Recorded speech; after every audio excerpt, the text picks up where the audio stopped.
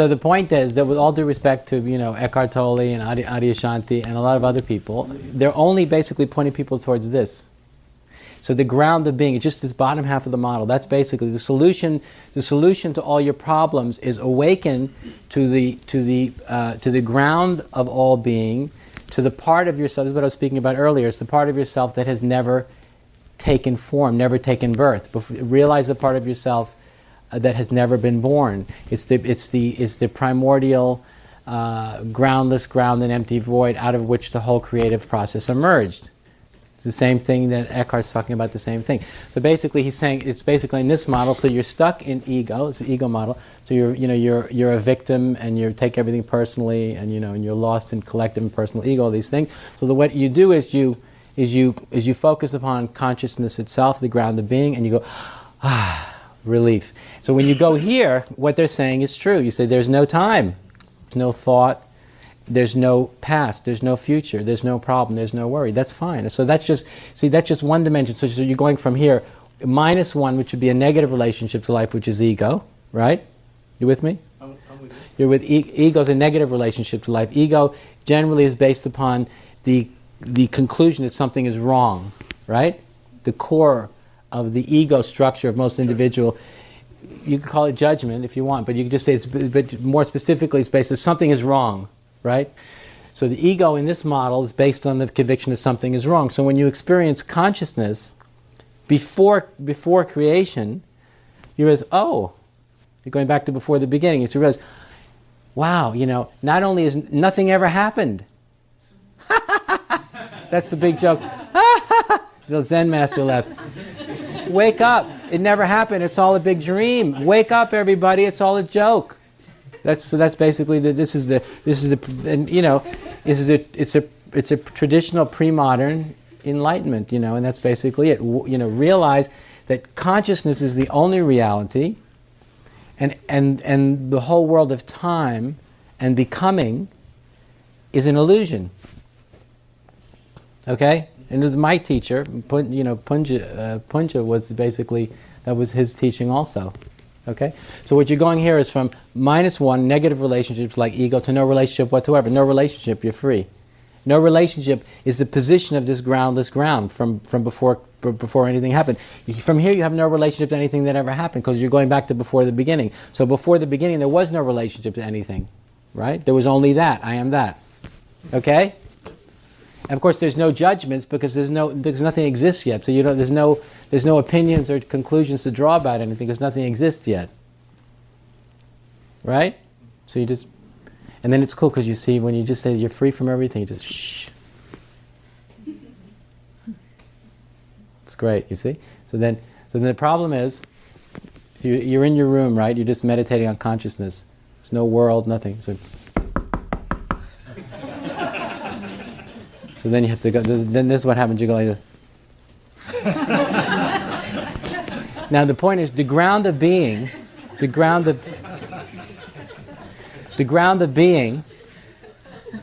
or this stuff, when it opens its mouth, the minute it opens its mouth, is responding to like 40,000 years of culture and conditioning.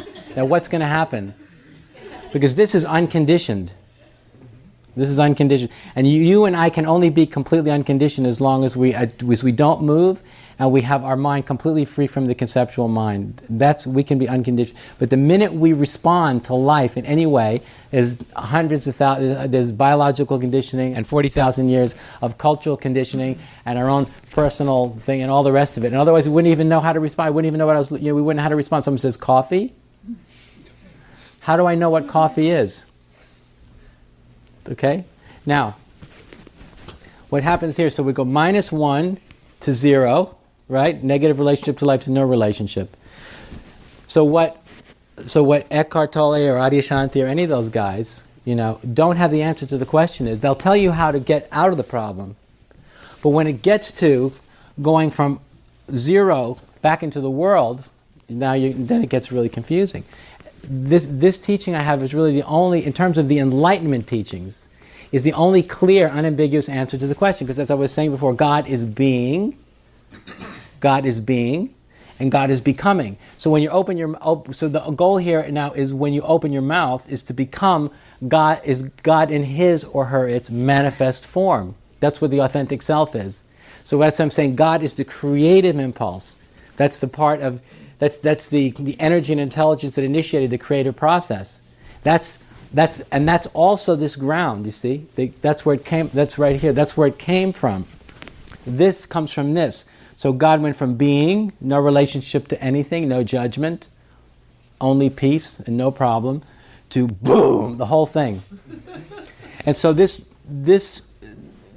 goal here is to become the authentic self. Now the authentic self, the reason why the authentic self is so important is because the authentic self, which is the creative impulse, the God impulse, has absolutely no ambivalence whatsoever about being here.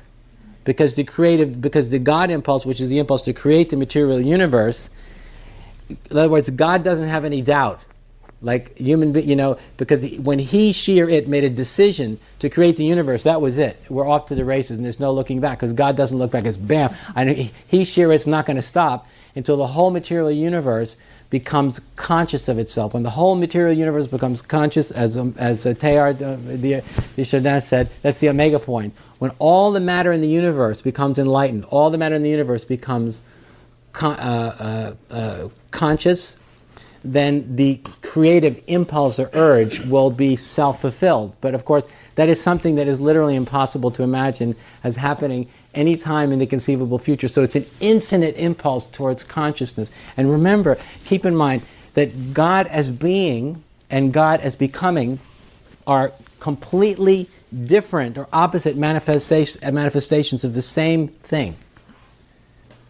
And that's the extraordinary thing about it, because when I look at this thing, when I look at this, I say, what is this here? This thing here is designed for activity, physical activity, cognitive activity. We're designed for action. We're to participate and to engage with the process, not just to be free from it. So in all the pre-modern traditions, the main thing is to be free from the process. So it's all emphasizing transcendence. The main thing in the pre-modern traditions, and this is what Eckhart and company are still advocating, in spite of the fact that they use the word evolution. But if you listen to when someone like Eckhart Tolle, and Adia probably the same way, even though I'm not as familiar with him, when they use the word evolution, what they actually mean is going back to zero. But if you think about it, it doesn't make sense, because going back to zero is not evolution. You're just going back to before the beginning, so you're experiencing the primordial state. But why this teaching, why this evolutionary enlightenment, it answers the teaching of being here. You see, because the whole point is to be here 200%. You see, that's the problem. Most of us are so, we're alienated, we're cut off, we're confused, and the problem is, what we need to do is to find a way to be here absolutely, completely, 200%. I'm here all the way until the end. And you understand, from a God-centric perspective, I mean, that's a hell of a thing that's being said there. That means that's like, for your mortal self, for the ego, that's like the most terrifying thing, forever? I have to be here forever? But from God's perspective, from the perspective of the authentic self, we're just getting warmed up. Because if you think if the impulse to create the universe was to create the material universe in his, her, or its own image, and the image of God is consciousness itself, you can see, as far as we know anyway, that's it's like literally, you could say the universe, material universe, is just beginning to awaken. It's like eyes are just beginning to flutter open, barely. So we can see that the creative process, in terms of the evolution of consciousness, or the emergence of consciousness in and through the creative process, has just begun. So the thing about Eckhart and Adia, even they're for real. Their awakening is real. But with their teaching, they're teaching something that is outmoded. It's a pre-modern interpretation of enlightenment it'll help individuals to feel better. It'll help you to feel better. It'll help me to feel better. But I don't really think the point right now is me feeling better or you feeling better. The point now is me and you feeling absolutely implicated, right, for everything. Because that's it. That's what we all need. It's like the ultimate kick in the butt. But I have heard what you said, but it sounds like you're taking a position. Oh, I absolutely. Of course, I'm taking a position. And with all due respect, that doesn't sound enlightened to me. And I want to let you know that I often take the same position you're taking, but it sounds like your God is a social activist. And I am a lot myself as an individual. But then it sounds like you're talking about a moral imperative. I am. You're right. You're reading me right on. I mean, you're getting it totally completely. Okay. So you're totally complete. But look, the point is, the whole notion of not taking a position the thing is, the minute you open your, see, as long as you're lying down and you're not opening your mouth, or you're sitting in your meditation, even if you sit in a meditation posture, you're taking a position. I'm meditating, okay. But remember what I was saying before. The nature of God is being, right? So being is what those other guys are teaching. Vibration. Just being. No urgency whatsoever. Everything is cool. There's no urgency. The SS is coming. It's not really. Global warming's happening. Okay. And I said, the interesting thing is, remember I was saying before that the nature of God is both. These are both opposites, and the opposites are the same. So here, in being, there is no urgency whatsoever because everything is already fulfilled. Everything is already complete, right? It's already accomplished. Okay, it's already accomplished, and that's the beauty of awakening to the ground of all being. Yeah, the unmanifest ground is already complete. So it's the ultimate relief from my horrible past. Everything, all my judgments. It's driving me crazy. My husband, my wife, my children, my everybody, the whole thing. Here the self is already accomplished, already free from all that. Now, the urgency is the nature. It's not because I say so, but what the point is, it's the very nature of the impulse to create the universe. And so that's why, you will notice that that's why I said, so the gross physical manifestation, the lowest manifestation of the creative impulse, like I was saying before, is a sexual impulse. So I just said, stand back objectively and look at what it feels like. It's ecstatic, ecstasy, and urgency. That's what its nature is. And then when we realize this impulse towards consciousness, when you really get it, what is it? The impulse to evolve at level of consciousness. What are the experiences of ecstasy and urgency? And when the religious or spiritual impulse is felt, really deeply, there's an I must that's felt, not just, hey, that would be cool. I think I'll check that out if I have nothing better to do. It's kind of one feels, there's this deep welling up from within. I must. It almost feels, it's like I must do this. This is kind of what happened to me. This I must. Now,